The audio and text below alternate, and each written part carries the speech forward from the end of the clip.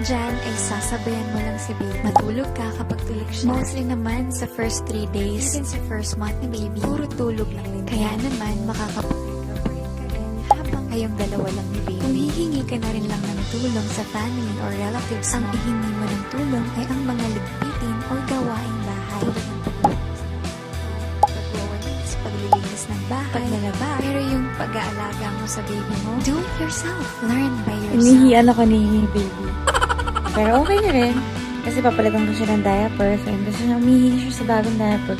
Umihi siya sa akin. So, hindi ka sure kung tama ba ginagawa mong parenting sa baby mo? Doon papasok ang pagiging responsible parent mo. And that needs thorough self-study. Habang buntis ka, read a lot of books or articles tungkol sa pagpapatebe, sleep, activities, paglalaro, paglaro ng mga toys with high contrast colors, etc.